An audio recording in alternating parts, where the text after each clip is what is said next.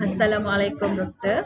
Kami dari kumpulan 5. Saya Yusti Taili. Saya Cindy Anak Nojen.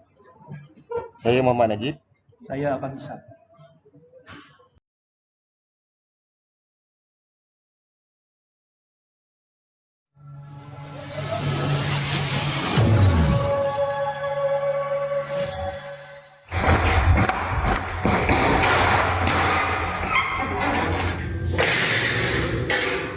Silap aku kali ini.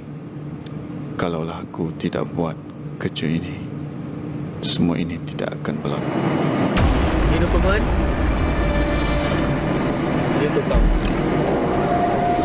Uruskan. Jangan risau, Tok. Settle. Demi wang, aku lupa halal dan haram. Bos, kontraktor saya dah deal. Bos hanya sign. Okey, bagian aku macam biasa. Semuanya berjalan lancar sehinggalah aku dijemput. Assalamualaikum. Kami daripada SPRM, sila ikut kami ke uji jabatan.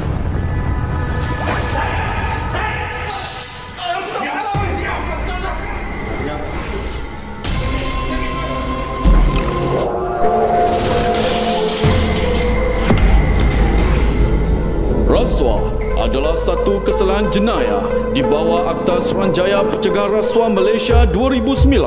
Anda boleh dihukum penjara selama 20 tahun maksima dan denda tidak kurang 5 kali nilai suapan atau RM10,000 Malaysia minima atau mana-mana yang lebih tinggi.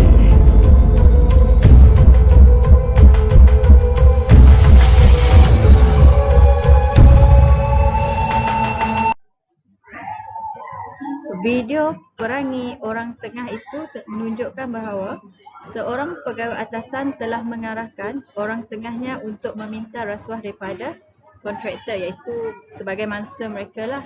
Di mana kontraktor telah menyerahkan habuan melalui orang tengah untuk mendapatkan sesuatu projek, terutamanya projek kerajaan. Orang tengah telah menerima wang daripada pihak atasannya bagi mengelak wang tersebut dikesan ke dalam akaun dia lah. Peranan pegawai atasan ini pula ialah dengan menawarkan projek tersebut dan berdasarkan habuan yang telah mereka persetujui. Oleh yang itu, maka tiada rekod yang boleh menunjukkan bahawa pegawai atasan itu telah menerima rasuah tersebut. Pelibatan orang tengah memang amat merumitkan, di mana isu rasuah terutamanya untuk membentras isu rasuah melalui perundangan. Siapakah yang dikatakan sebagai orang tengah? Definisi dapat menyatakan bahawa orang tengah wujud dalam kalangan orang awam yang berkhidmat untuk kingpin yang terdiri daripada penjawat awam sendiri ataupun pemimpin politik. Selain itu, orang tengah juga berperanan untuk mengaburi kegiatan atau melindungi identiti kingpin. Ia juga disebut dengan pelbagai panggilan seperti runner dan proxy.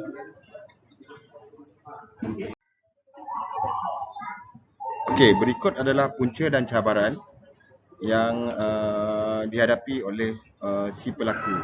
Nombor 1 ialah ugutan daripada pihak atasan. Nombor 2, kerana kesempitan hidup, terutama di bandar-bandar besar seperti di Kuala Lumpur, Pening, Johor Bahru dan yang sebagainya. And then yang ketiga ialah perasaan tamak yang menguasai diri. Dan yang keempat adalah dorongan daripada pihak luar, terutama ahli keluarga. Dan yang terakhir sekali adalah ingin mendapatkan duit secara segera tanpa berusaha keras, seperti bekerja dengan bersungguh-sungguh. Itu saja.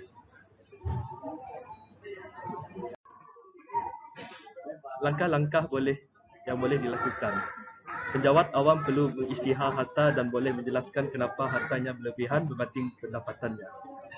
Melakukan audit jika menerima aduan berkenaan pemilihan terhadap bidaan projek.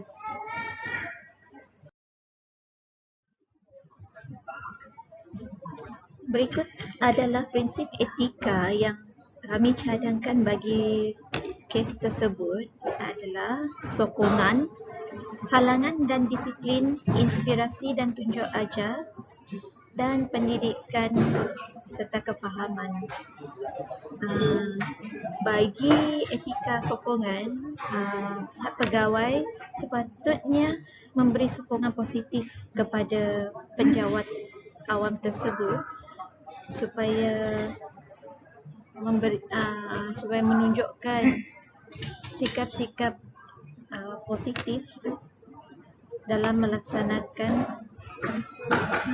tugasan di tempat kerja supaya tidak melakukan perkara-perkara seperti yang telah ditunjukkan. Bagi halangan dan disiplin, pihak atasan perlu membuat satu garis panduan etika supaya pejabat awam tersebut lebih berdisiplin dan mengurangkan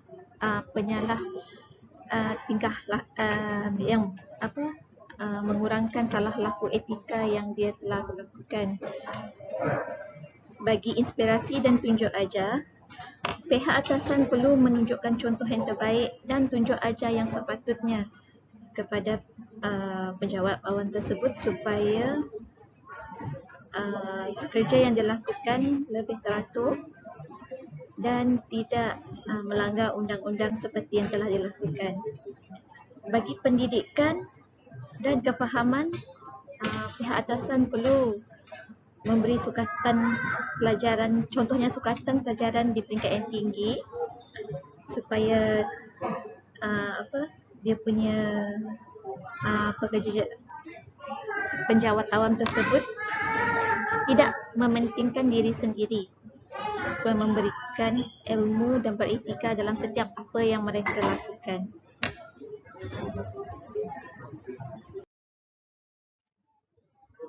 Sebagai kesimpulan daripada kes yang telah kami pilih, kesimpulannya adalah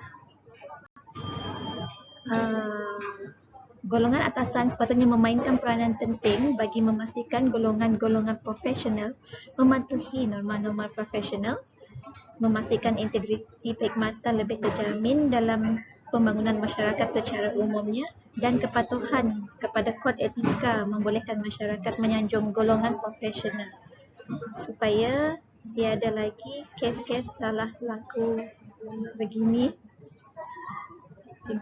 yang berlaku di tempat kerja atau sesebuah organisasi. Sekian, terima kasih.